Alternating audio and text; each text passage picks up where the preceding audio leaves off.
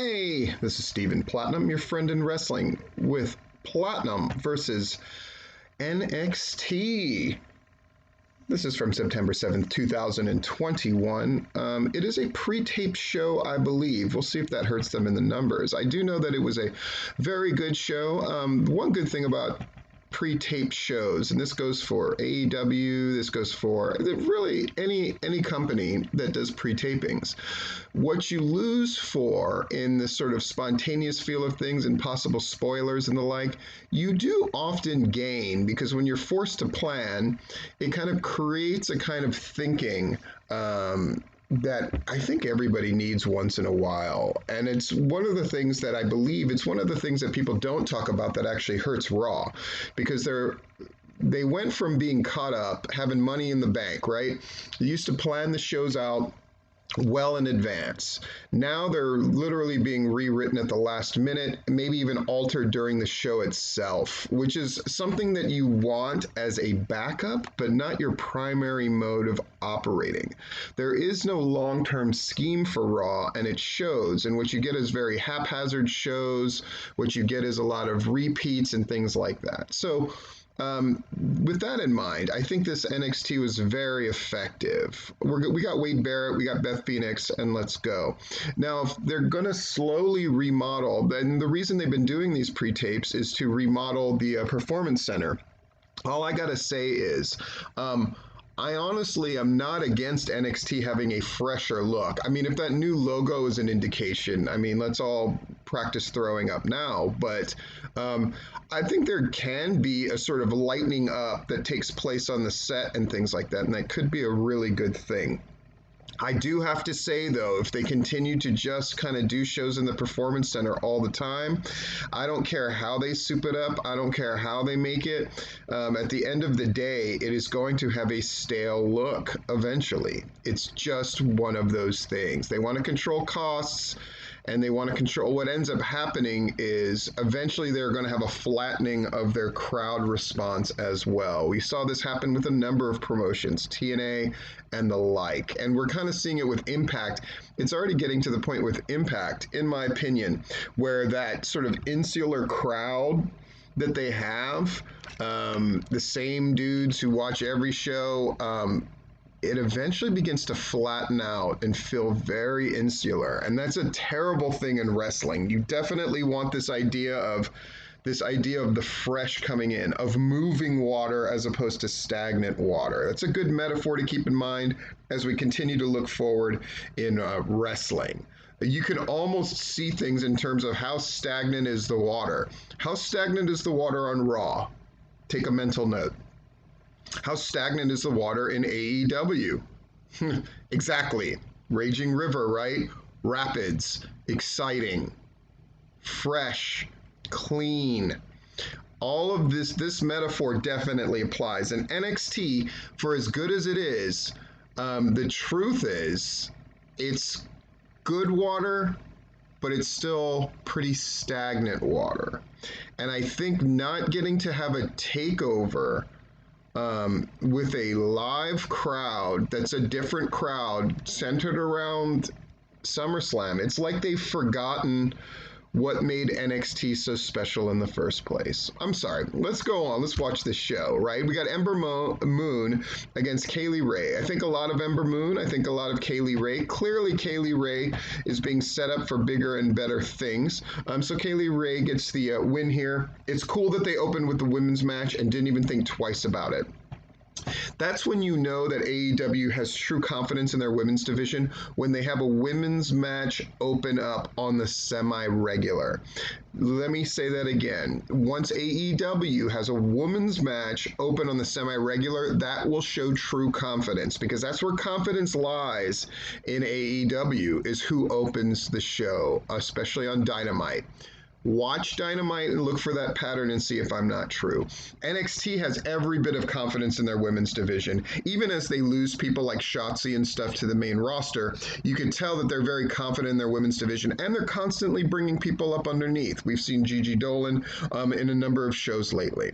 After that match, KLR stands as her music hits. So Kaylee Ray just gets to win the match and have a great moment. Mackenzie Mitchell is talking with Dunn and Lorcan and Danny Burch and Ridge Holland backstage. The NXT tag titles are on the line in tonight's main event when they take on MSK. Holland says anyone who steps to this group will get hurt, and Dunn tells Lorcan and Burch to not just get the titles back, but end MSK. It seems like an overreach. Still to come, Carmelo Hayes against Santos Escobar. We go to commercial, and then we come back. We see Indy Hartwell's bachelorette party at some restaurant, and NXT here has done something that they tended to not do, which was great, and now the other shows have taken their lead. Basically, here's my thing. If you say after the commercial break we're going to see blank, then you need to come back from commercial break and have that thing happen right away. Steve, that doesn't matter. It does matter because you want to set up this just almost a subconscious thing with your audience of we say something and we deliver it directly. We're not dragging you through another segment. I mean, and not to mention, I'd be much more inclined to go, oh, you know, Carmelo Hayes versus Santos Escobar is not a draw for me, and I imagine not for other people as well. Now, we might be happy to see the match, but it's not a draw. But get to see Indy Hartwell's bachelorette party and all this kind of stuff. To me, that's far more interesting. Why not say both? Why is there this idea that you can only say one thing? When we come back, we're going to get to look at Indy Hartwell's bachelorette party, and we're going to have Carmelo Hayes against Santos Escobar. That's exciting. That means, oh, I'm going to get more in just one segment. Just be honest, or have the appearance of being honest, and you will reestablish a trust and a connection with your audience at large. That's my advice to pro wrestling in general. We come back and we got Indy Hartwell's bachelorette party.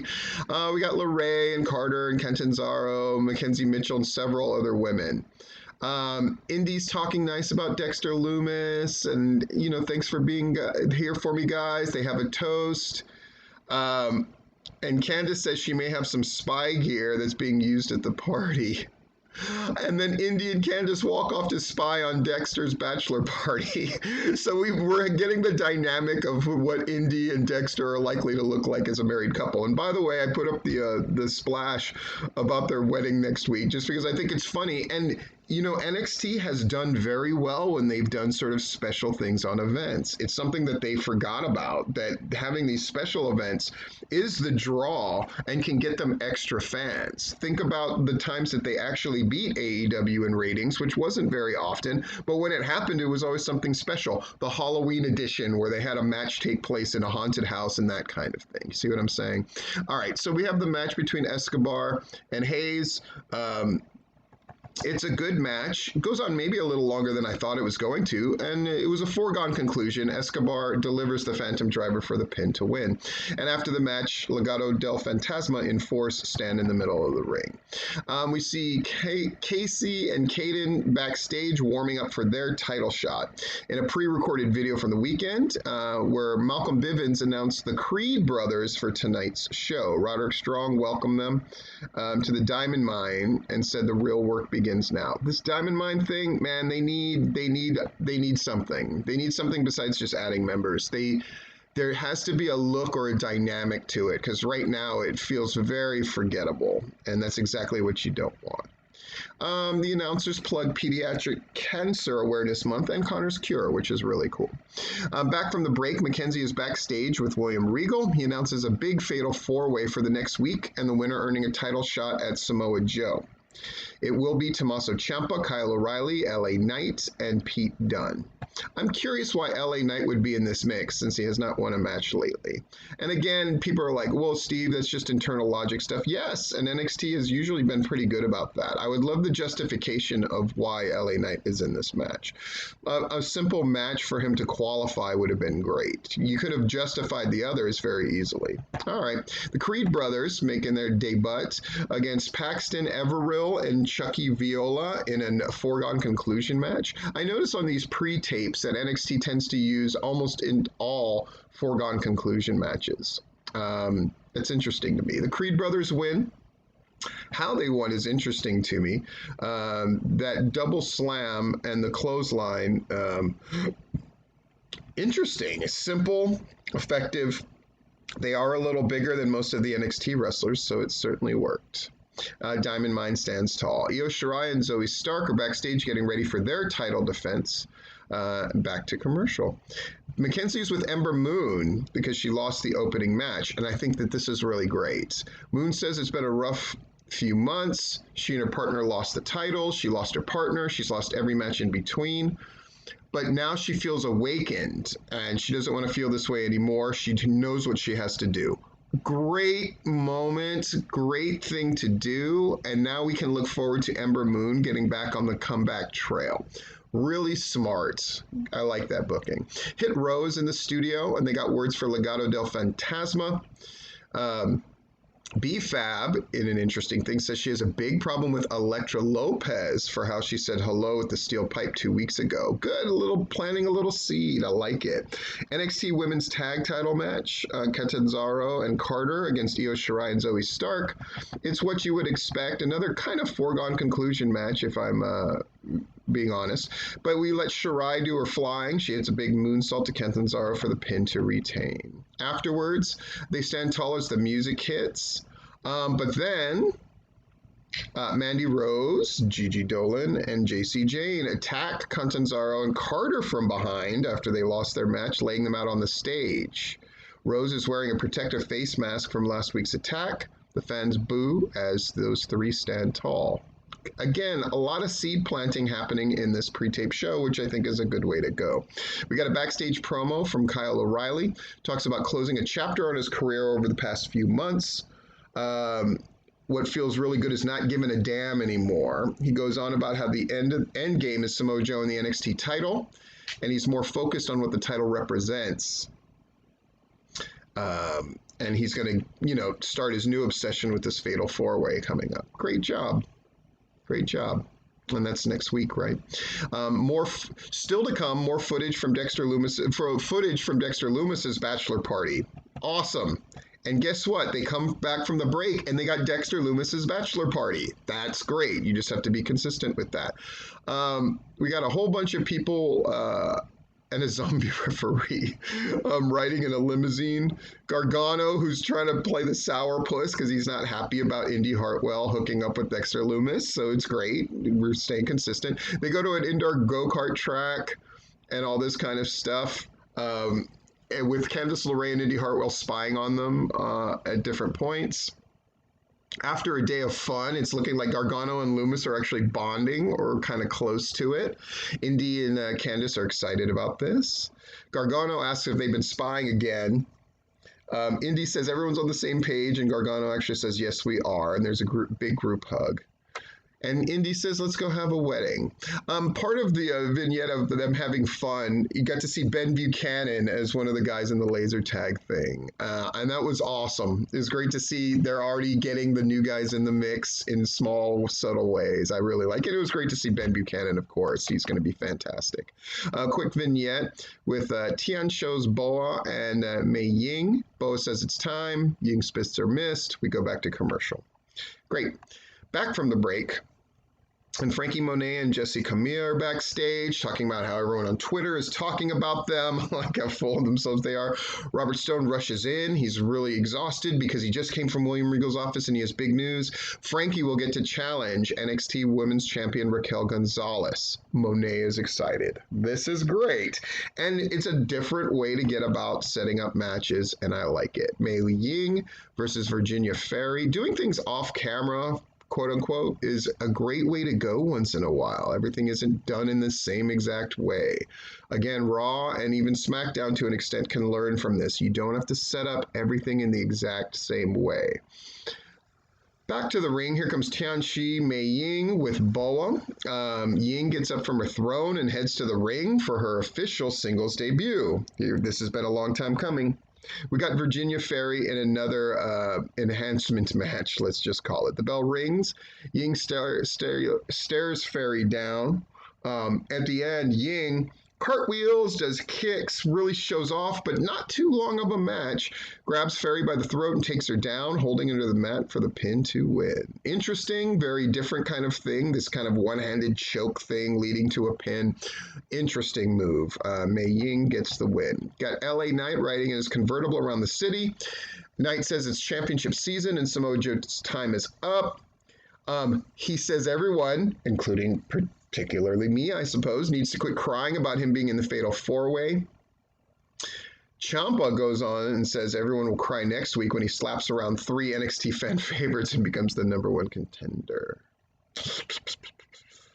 MSK are backstage warming up for tonight's main event. So LA Knight just did something that I call the Mercutio factor. What does that mean? If something is kind of obviously wrong, pointing out what is wrong, even if you don't address it and have a solution or have an explanation, even if you just address the wrong, there's something that it does for an audience. In the same way that Mercutio pointing out this thing of Romeo and Juliet is really sappy and uncomfortable. By saying it out loud, it diffuses the fact that it's sappy and you can focus on the deeper meanings of the play. See what I'm saying? So LA Knight even riding around just saying, everyone's crying that I'm in this Fatal 4-Way. Whatever, I'm going to slap around the other 3. Done. And now we can all move on, including me. MSK are backstage warming up for tonight's main event. We go to commercial. We get the colorful NXT promo, oh boy, to hype next week's reset. So that's part of what they're doing. They're going to have a wedding. They're going to have the new digs. The look is going to be different, etc., etc. Back from the break, we get a promo from Tommaso Ciampa. He is motivated, and a motivated Ciampa is a dangerous Ciampa. He's motivated to kick Ridge Holland's ass, but now he has 2 goals: beat up Pete Dunne and take Goldie back next week. In other words, put himself on the path to winning gold. Ciampa tosses his chair and storms off. We hype next week's NXT episode, which looks to be a really good one, and possibly one that'll get them back on the right track for ratings. But hopefully, the show does not look. We'll just reserve judgment. NXT Tag Titles match, Lorcan and Burch against MSK. It's a very good match. MSK retains. That's the main part. MSK raises those straps as Holland and Dunn watch from the stage. And then there's a dust-up amongst the 4 guys for... Dunn looks at Holland, nods at him, and Holland levels Burch with a headbutt. And Lorcan is shocked, and then Dunn super kicks Lorcan and stomps away on him as the fans boo. There's this idea of they failed to win the titles, so they got beat up by their 2 friends. Again, it's a pre-tape show, so everything is just generally a setup, but it works. Boy, I've talked for quite a time, but I think this NXT notes it because this is the last NXT of whatever era has ended. So I thought there was notables, and then there was a lot of things to teach.